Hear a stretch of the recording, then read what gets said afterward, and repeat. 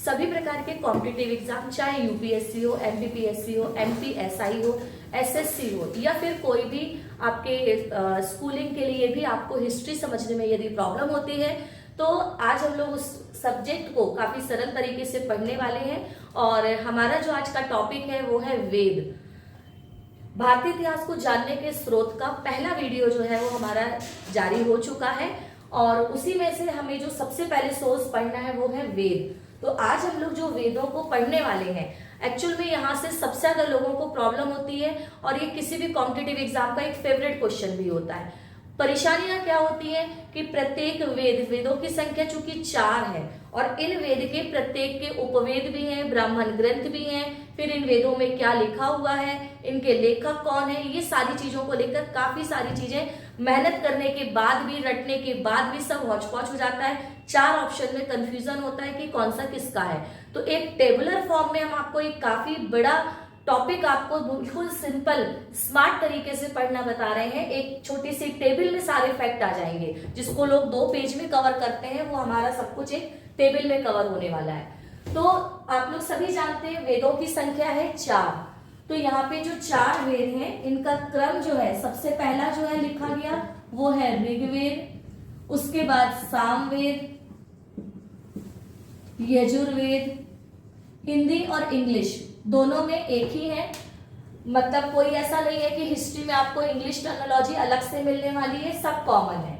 और यजुर्वेद के बाद चौथा है अथर्ववेद। अब यहाँ पर एक कोड का एक यहाँ पे लिखा हुआ है। तो सबसे पहले तो प्रत्येक वेद का जो उपवेद होता है, ये उपवेद होता क्या है। चूंकि इन वेदों को आर्यंस ने लिखा था, ये आर्य कौन थे, क्या थे, तो इसके लिए थोड़ा आपको पेशेंस रखना पड़ेगा। जब हम लोग इंडस वैली सिविलाइजेशन पढ़ेंगे, सिंधु घाटी सभ्यता, तो इन आर्यंस को हम वहां से कोरिलेट करेंगे। तो कुछ लोग कहते हैं ये आर्य बाहर से आए थे, तिब्बत से, कुछ कहते हैं कि आर्कटिक सी से आए थे, कुछ कहते हैं मध्य एशिया से आए थे। तो जो हमारे इतिहासकार या स्कॉलर्स हैं, उनमें भी कहीं ना कहीं उनके आइडियोलॉजी में कुछ ना कुछ चेंजेस दिखाई देते हैं। तो जो भी थे, ये आर्यन जो थे, इन्होंने ही वेदों को लिखा है। तो जो ये वेद लिखे गए हैं वो एक्चुअल में संस्कृत भाषा में लिखे गए हैं। तो ये पोइट्री फॉर्म में भी है। पोइट्री फॉर्म मतलब कविता के रूप में या पद्यांश के रूप में। तो हमें ये बहुत सारी चीजें समझ में नहीं आती। इन्हीं को थोड़ा सरल बना के जो लिखा गया है, उनको हम बोलते हैं उपवेद। तो प्रत्येक वेद का क्या है, एक उपवेद है। तो इसके लिए हम कैसे याद करेंगे, क्योंकि जो पहले से तैयारी करने वाले हैं उन्होंने तो नाम पढ़े हुए हैं, लेकिन उनको सिर्फ ये कंफ्यूजन होता है कि गंधर्व वेद किसका उपवेद है, या फिर ये कंफ्यूजन होता है कि विश्वामित्र ने कौन सा उपवेद लिखा है। तो इसके लिए हमें एक छोटी छोटी ट्रिक की जरूरत पड़ती है, जिससे आपको कभी कंफ्यूजन नहीं होगा। तो और जो पहली बार पढ़ रहे हैं वो सबसे पहले नाम याद करेंगे, यदि आपने पहले कभी नाम नहीं सुना है। तो जैसे एक ट्रिक अपन यहां पर बनाते हैं,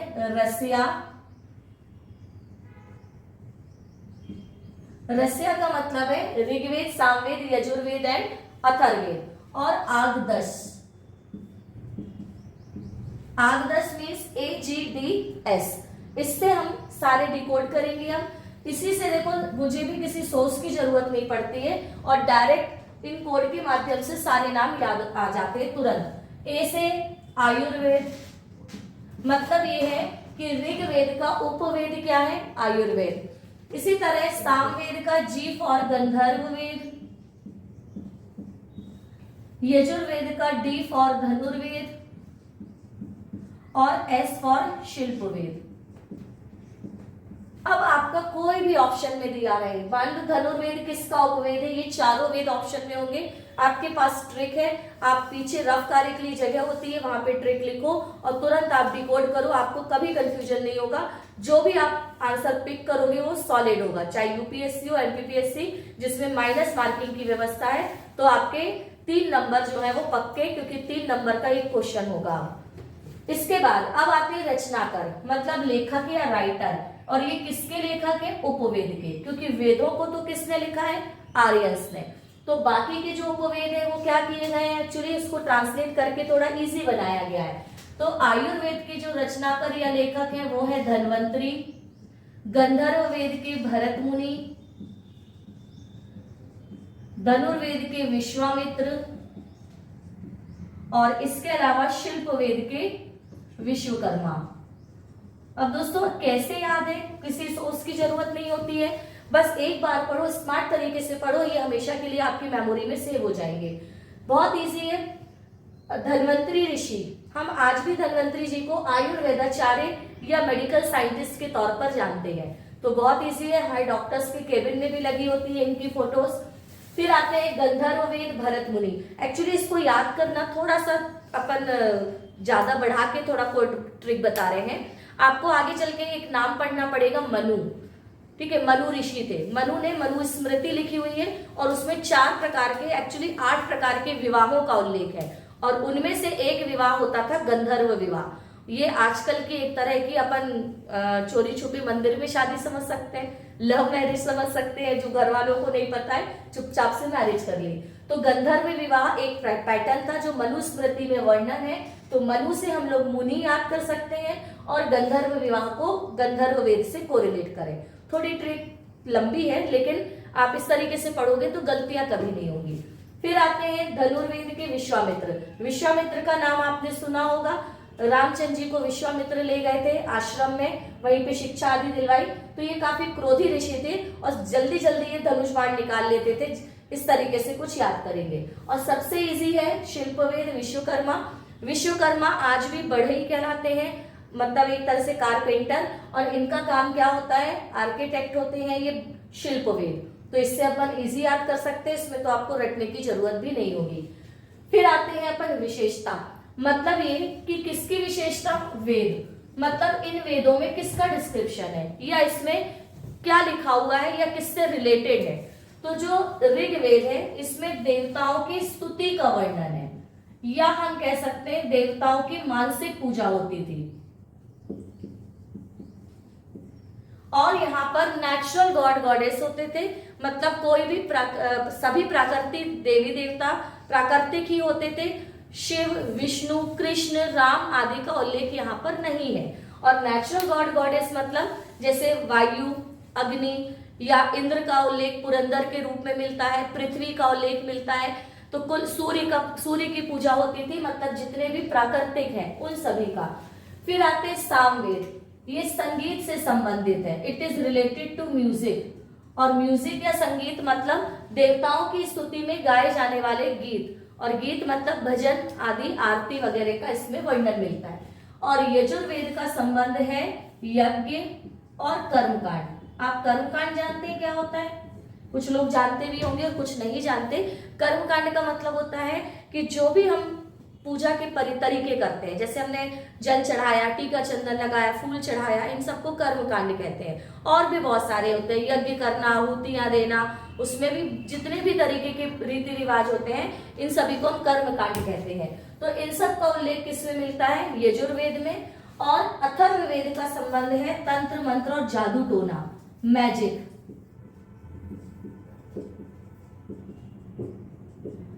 अब ये कैसे याद करें कि किसमें किसका उल्लेख है, क्योंकि कंफ्यूजन भी बहुत होता है। तो सबसे पहले तो हमें इनका सीक्वेंस याद होना चाहिए। सबसे पहला ऋग्वेद, फिर सामवेद, फिर यजुर्वेद एंड देन अथर्ववेद। सबसे पहले हम क्या करेंगे, देवताओं की स्तुति, मानसिक रूप से पूजा करेंगे। इसके बाद जब देवता प्रसन्न नहीं होंगे तो उनके लिए हम क्या गाएंगे, कुछ भजन, कीर्तन, आरती वगैरह भी करेंगे। और उसके बाद भी प्रसन्न नहीं हुए तो फिर हम कुछ यज्ञ, हवन आदि भी करेंगे। और उसके बाद भी नहीं हुए तो अब जाओ भाड़ में, अब तंत्र मंत्र और जादू टोना का सहारा लिया जाएगा। तो इस तरीके से हम ये सीक्वेंस याद कर सकते हैं, ये क्रम याद कर सकते हैं। अब इनमें भी या से यजुर्वेद या से यज्ञ डायरेक्ट निकाल सकते हैं, कोई प्रॉब्लम नहीं। सा से संगीत, सा से सामवेद, ये भी अपन डायरेक्ट निकाल सकते हैं, कोई दिक्कत नहीं होगी।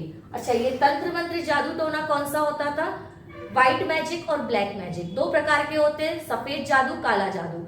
सफेद जादू को होली मैजिक या पवित्र जादू भी कहते हैं। एक्चुअली ये जादू मतलब आपको मालूम होगा पवित्र जादू जो दूसरे की भलाई के लिए किया जाता है। जैसे किसी को भूत लग गए, उसके भूत उतारने के लिए, किसी को वश में कर लिया है। हालांकि इन सब का कोई साइंटिफिक प्रूफ तो नहीं है, लेकिन हमारे समाज में, सोसाइटी में पार्ट है, तो कई बार हमें पढ़ने के पॉइंट ऑफ व्यू से तो इन चीजों को मानना पड़ता है। तो जो भलाई के लिए किया जाता है वो व्हाइट मैजिक या होली मैजिक, जबकि किसी को जानबूझ के नुकसान पहुंचाने के लिए किया जाने वाला काला जादू या ब्लैक मैजिक। और कैसे नुकसान, वो आपने देखा होगा टीवी में गुड़िया बनाई, उसके अंदर स्विच घुमा दी, तो इस तरीके से जो भी किए जाते थे वो सब काला जादू। हालांकि इसमें पवित्र जादू का उल्लेख मिलता है, तंत्र मंत्र का। अब आते हैं पुरोहित। एक्चुअल में जो वैदिक पीरियड था, आप अभी वैदिक पीरियड पढ़ने वाले हो, अभी हम वैदिक काल या वैदिक पीरियड नहीं पढ़ रहे हैं, अभी हम केवल भारतीय इतिहास को जानने के स्रोत में वेद और उससे रिलेटेड फैक्ट्स पढ़ रहे हैं। तो उस टाइम पे कोई राजा तो होते नहीं थे या कोई राजतंत्र तो था नहीं, उस टाइम पे कोई मतलब मोनार्की थी नहीं। उस टाइम पर केवल क्या था, पुरोहित होते थे, पूजा पाठ कराने वाले जो पुरोहित थे उन्हीं का राज चलता था। उन्होंने जो रूल्स रेगुलेशन बना दिए उसी को फॉलो करना पड़ता था और लोग उसको बहुत अपनी इच्छा से उसको मान लेते थे। तो एक्चुअल में एक क्वेश्चन आता है कि हर वेद के पुरोहित को क्या कहते हैं। तो जैसे ऋग्वेद के पुरोहित को होत्र या होता कहते हैं, ये क्वेश्चन भी बहुत बार पूछा गया है। सबसे पहले तो हमारी स्टडी के लिए ये बहुत जरूरी है कि हमें क्या नहीं पढ़ना, एलिमिनेशन मेथड। तो क्या नहीं पढ़ना यदि हम हटा देंगे तो जो पढ़ना है वो हमारे लिए काम का है और वो काफी कम परसेंटेज होता है। तो यदि हम इस तरीके से पढ़ें कि क्या जरूर पढ़ना है तो वो आप पहले प्रायोरिटी के साथ उन चीजों को याद करें। फिर आते हैं, इसको कहते थे होत्री या होता। सामवेद के पुरोहित को उद्गाता, सबसे ज्यादा पूछा जाने वाला क्वेश्चन है। वैसे भी ये संगीत से संबंधित है, म्यूजिक, तो इसके गाने वाले को क्या बोलेंगे, उद्गाता। फिर यजुर्वेद के पुरोहित को अध्वर्यु कहते थे। इसको कैसे याद करें, जब हम हिंदी में लिख रहे हैं अध्वर्यु तो यहाँ पर भी या आ रहा है और यजुर्वेद में भी या आ रहा है। या स्पेलिंग देखें हम तो वाई से स्टार्ट हो रहा है और लास्ट में भी ये क्या आएगा, वाई। फिर आते हैं अथर्ववेद के पुरोहित को ब्रह्म या ब्रह्मा कहते थे। ये बहुत कम पूछा गया है, इनमें से सबसे ज्यादा उद्गाता और फिर होत्र या होता और कभी कभी अध्वर्यु भी पूछ लेता है। तो आपके प्रायोरिटी का सीक्वेंस भी ये होना चाहिए, मतलब ये आपको जरूर याद करना है। अब आते हैं ब्राह्मण ग्रंथ। अब ये ब्राह्मण ग्रंथ क्या है, तो एक्चुअल में ये जो वेदों का जो एक सरलतम रूप है वो हमें किस में मिलता है, उपवेद में। लेकिन उसके बावजूद भी हमें कुछ ऐसी चीजें होती हैं जो और अच्छे से समझ में नहीं आती। जैसे मान लीजिए कोई पैसेज है, आपने बचपन में हिंदी पढ़ी होगी, तो हिंदी में आपने देखा होगा कि गद्यांश लिखते थे हम पैसेज, उस पैसेज को भी हम संदर्भ प्रसंग सहित व्याख्या करते थे, मतलब उसको सरल तरीके से पढ़ने का प्रयास करते थे कि एक्चुअल में लेखक या कवि कहना क्या चाहता है। तो यहाँ पर भी वही हुआ कि जो वेद और उपवेद थे उनमें भी और सरलतम तरीके से उसको वर्णित किया गया ब्राह्मण ग्रंथ में। अब इन ब्राह्मण ग्रंथ को याद करने के लिए भी आपको ट्रिक दे रहे हैं, बिल्कुल परेशान नहीं है, हर एक चीज का जादू है। ये कौन सा जादू होगा, व्हाइट मैजिक है ना, ब्लैक मैजिक नहीं है अपने पास। तो ऋग्वेद के जो ब्राह्मण ग्रंथ है वो है दो, ऐत्रेय और कौशिकी। एमपीपीएससी आई थिंक 2019 और 20 में ये क्वेश्चन आ चुका है और ऑप्शन में ये चारों दिए होते हैं। ऐत्रेय किसका ब्राह्मण ग्रंथ है, ऋग्वेद, सामवेद, यजुर्वेद एंड अथर्ववेद। तो कैसे अपन याद करेंगे, पहले अपन देखते हैं सारे नाम, फिर आते हैं सामवेद। सामवेद का ब्राह्मण ग्रंथ है पंचविश, इसके बाद यजुर्वेद का शतपथ और अथर्ववेद का गोपद। तो इनको पहले नाम याद करना, यदि आप फर्स्ट टाइम पढ़ रहे हो और आपने नाम नहीं सुने हैं तो, और यदि आपने नाम सुने हैं तो आपके लिए एक ट्रिक है, आपके लिए एक व्हाइट मैजिक है। सबसे पहले ऋग्वेद का नंबर क्या है, 1। तो हमारी ट्रिक क्या है, 1, मतलब ए से ऐत्रेय और क से कौशिकी।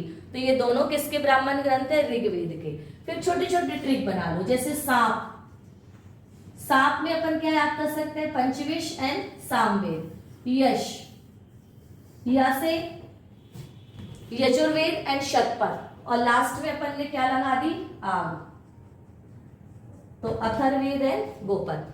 तो है काफी चीजें याद करना आसान। अब इनमें ये मेजर पॉइंट है जो हमारी टेबल में बहुत कुछ मैटर जो है वो एक टेबल में आ चुका है। अब इसके अलावा कुछ और भी चीजें आती हैं, जैसे हम ऋग्वेद की बात करें, स्टार्ट जो हमारा होता है किस काल में या कितने टाइम पीरियड पर लिखा गया, तो ये 1500 से 1000 BC के बीच में लिखा गया है। अब एडी और बीसी क्या होता है ये भी हम आपको अभी समझाने वाले हैं।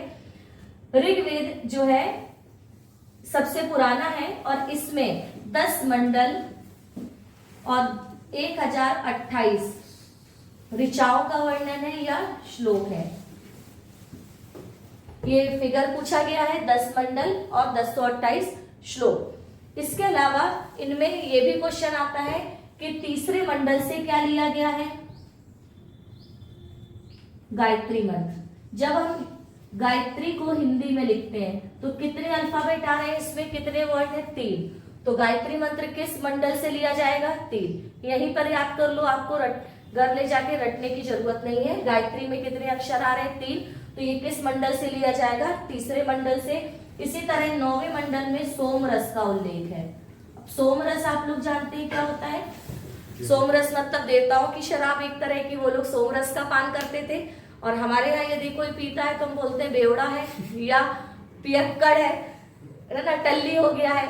लेकिन जब देवता करते थे तो उसको बोलते थे सोमरस का पान।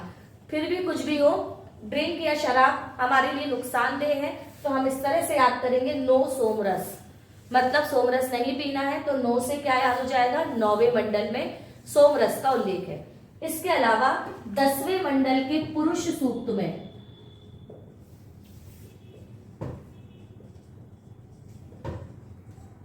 वर्ण व्यवस्था का उल्लेख है, वर्ण सिस्टम। अब एक चीज का ध्यान रखिए, ऋग्वैदिक काल में कहीं पर भी जाति व्यवस्था या जाति प्रथा का कोई उल्लेख नहीं है, ना उस समय प्रचलन में थी। उस टाइम पर क्या था, वर्ण सिस्टम। यदि आपको वर्ण सिस्टम नहीं पता है तो जल्दी से 2 मिनट में आपको वर्ण सिस्टम एंड कास्ट सिस्टम में अंतर बता देते हैं, ये दोनों क्या होते हैं। तो सबसे पहले तो वर्ण का अर्थ होता है कलर या रंग। वास्तव में ये जो वर्ण होते हैं, 4 वर्ण, ब्राह्मण, क्षत्रिय, वैश्य एंड शूद्र, इनमें ये हायरार्की भी होती है, क्योंकि ऐसा कहा जाता है कि ब्राह्मणों के मुख से ब्रह्मा के मुख से ब्राह्मणों की उत्पत्ति हुई, भुजाओं से क्षत्रियों की उत्पत्ति हुई, आर्म्स से, एंड कमर से वैश्य की उत्पत्ति और पैरों से शूद्र की उत्पत्ति। इसीलिए सबसे ऊंचे क्रम में ब्राह्मण्स को रखा गया, देन क्षत्रिय, फिर वैश्य और फिर शूद्र। और ये जो वर्ण होते हैं, वास्तव में वर्ण यानी कलर। यदि आप थोड़ा सा चीजों को कोरिलेट करना जानते हैं तो ब्राह्मण जो होते हैं वो गौर वर्ण के माने जाते हैं, मतलब गोरे माने जाते हैं सामान्यतः, क्योंकि ब्राह्मण आर्यों से हम आपको कोरिलेट कराएंगे। यदि आपको सारे कॉन्सेप्ट क्लियर करना है तो लगातार वीडियो में बने रहना होगा। सारे वीडियो आपको कंटिन्यूटी बनाए रखकर देखनी पड़ेगी। तो जब हम आपको आर्यंस का मैटर समझाएंगे तब आपको ब्राह्मण से आप कोरिलेट कर पाएंगे। ये जो ब्राह्मण थे ये आर्यंस ही थे और गोरी प्रजाति के थे, क्योंकि हमारी स्किन कलर पर क्लाइमेट का इम्पैक्ट होता है। और ये क्लाइमेट, जैसे ये आर्यंस कहाँ से आए थे, कुछ कहते हैं ये तिब्बत से आए थे, कुछ आर्कटिक सी से, तो ये सारे ठंडी जलवायु से आए हैं, तो इनका कलर कैसा होगा, गोरा। और शूद्र जो थे, कुछ जगहों पर ऐसा भी कहते हैं कि जो साउथ इंडियन थे, क्योंकि जब आर्य भारत में आए, यदि हम थोड़ा सा मैप से इसको कोरिलेट करें तो आर्य जब यहाँ से आए थे और द्रविड़ जब यहाँ पे एग्जिस्ट कर रहे थे, दोनों के बीच में कॉन्फ्लिक्ट क्रिएट हुआ और इस संघर्ष में या जो स्ट्रगल हुआ उसमें आर्यंस जीत गए, तो वे अपने आप को श्रेष्ठ मानने लगे और द्रविड़ों को उन्होंने निचले क्रम में रखा। चूंकि ऐसी भी स्टोरी मिलती है कि आर्यंस अपने साथ महिलाओं को या वुमेन्स को नहीं लाए थे, तो उन्होंने द्रविड़ की लड़कियों से विवाह किया और ये मैरिज या विवाह एक तरफा हुआ। एक तरफा का मतलब ये है कि उन्होंने केवल इनकी लड़कियों से विवाह किया, लेकिन आगे चल के इन्होंने अपनी कन्याओं का विवाह इनसे नहीं किया। तो इस तरह के एक तरफा विवाह को अनुलोम विवाह कहते हैं। उच्च कुल का लड़का जब निम्न कुल की लड़की से विवाह करता है तो अनुलोम विवाह कहलाता है, और इसका उल्टा होता है प्रतिलोम विवाह, जो कि आपको सोशियोलॉजी या समाज शास्त्र में जो सेकेंड पेपर में आपका सिलेबस जुड़ा हुआ है उसमें आपको पढ़ना है। फिलहाल अपन अपने मुद्दे पर आते हैं। तो ये आर्यंस होते हैं, इन्होंने अपने आप को ऊपर रखा, सबसे ऊपर क्रम में, और इनको ब्राह्मण्स के तौर पे जाना जाता है। यूपी बिहार गंगा यमुना के मैदानों पर ही आकर बस गए थे, क्योंकि काफी फर्टाइल प्लेन इनको मिला, काफी उपजाऊ मैदान इनको मिला था यहाँ पर। इसके बाद जो इनसे ब्रीड या नई प्रजाति उत्पन्न हुई, इसको इंडो आर्यंस के नाम से जाना जाता है। तो ये इंडो आर्यंस को लेकर काफी आज भी कॉन्फ्लिक्ट है, क्योंकि भारत को किसके अंतर्गत रखा गया है, इंडो आर्यंस, मतलब आर्य विदेशी, और इंडियन पहले से थे, इनके सम्मिश्रण से, कॉम्बिनेशन से जो नई प्रजाति हुई उसी को क्या बोला गया, इंडो आर्यंस। अब स्किन टोन की बात करें तो कहीं ना कहीं ब्राह्मण गोरे थे और शूद्र क्या थे, काले। और वैश्य और क्षत्रिय की बात करें तो इनका रंग कैसा है, गेहुआ रंग, व्हीटिश कलर, मतलब गोरा और काले का मिक्सचर बोल सकते हैं इसको। अब इनमें भी यदि देखें तो ब्राह्मण तो गोरे रंग के हो गए, क्षत्रिय और वैश्य दोनों यदि व्हीटिश है, गेहुआ, तो दोनों में क्या डिफरेंस है, फिर क्यों अलग है। तो आपको मालूम होगा क्षत्रिय कौन होते हैं, जो कहीं ना कहीं जो लड़ाई झगड़े, मतलब राजा के तौर पे अपन इनको दे सकते हैं, जिनके अंदर साहस होता है, जिनके अंदर कहीं ना कहीं एक लड़ने के लिए पैशन होता है, बहादुर होना चाहिए, पावर होनी चाहिए, शक्ति होनी चाहिए। तो हमेशा वो कैसे रहेंगे, एक्साइटेड रहेंगे, तो उनका ब्लड सर्कुलेशन कैसा होगा, हमेशा हाई। और ब्लड सर्कुलेशन हाई होने की वजह से उनका स्किन टोन कैसा होगा, रेडिश, मतलब उनका स्किन कलर कैसा होगा, रेडिश और व्हीटिश, मतलब गोरे भी हैं लेकिन किस टाइप के, रेडिश स्किन के साथ। और जो वैश्य थे ये कौन कहलाए, व्यापारी, इनका मुख्य काम क्या था, धूप में घूमकर काम कर रहे हैं, तो इनकी स्किन टोन कैसी हो गई, थोड़ी व्हीटिश कलर की, गेहुआ रंग, मतलब उन पर किस तरह का, थोड़ा येलोइश अपन बोल सकते हैं टच आ गया। तो इस तरीके से स्किन टोन के आधार पर भी वर्ण सिस्टम को रखा जाता है। वर्ण का मीनिंग ही होता है कलर, तो कलर के आधार पर ये 4 वर्ण थे, कास्ट नहीं थी, और ये भी कर्म के आधार पे थे, ना कि जन्म के आधार पे। जो जैसा काम करेगा उसका वर्ण वैसा होगा। पूजा पाठ कराने वाला ब्राह्मण, जो शक्ति कर रक्षा करने वाला होगा क्षत्रिय, व्यापार करने वाला वैश्य, और जो दूसरी जातियों की सेवा करने वाला था वो था शूद्र। तो ये सारा उल्लेख जो है ये ऋग्वेद में मिलता है। इसके अलावा सामवेद के बारे में आपको बता दिया है। फिर आते हैं यजुर्वेद। ये एकमात्र ग्रंथ या वेद है, वन एंड ओनली वेद, जो गद्य और पद्य दोनों में है, मतलब पोइट्री और पैसेज फॉर्म बोथ। बाकी सारे कैसे, पोइट्री फॉर्म में है, पद्य शैली में। सिर्फ यजुर्वेद है जो दोनों में है, ये आपको पढ़ना पड़ेगा, ये क्वेश्चन भी आया हुआ है। फिर आते हैं अथर्ववेद। इसकी रचना या इसको लिखा था अथर्वा मुनि ने, और इस अथर्वा का अर्थ ही होता है पवित्र जादू या होली मैजिक।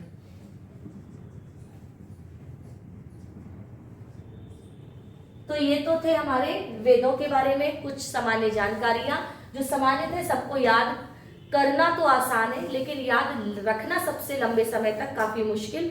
यदि आप इस तरीके से पढ़ेंगे चीजों को और नोट्स बंद करके पढ़ेंगे तो ये आपके दिमाग में परमानेंट बैठ जाएंगे। अब ये सोच रहे होंगे नोट्स बंद करके पढ़ना क्या होता है, किताब खोल के, बुक्स खोल के जब तक आप बैठे हो, नोट्स खोल कर बैठे हो, ऐसा लगेगा सब याद है। एक्चुअल तैयारी आपकी तब होती है जब आप उन नोट्स को बंद करो और आज हमने क्या पढ़ा इस टेबल को एक बार रिकॉल कर लो। देखो आपको, यदि आपने रिकॉल कर लिया तो ये आपकी परमानेंट मेमोरी में सेव हो जाएंगे। तो इस तरीके से आप पढ़िए और बाकी की जानकारी के लिए हमारे नेक्स्ट वीडियो को जरूर देखें।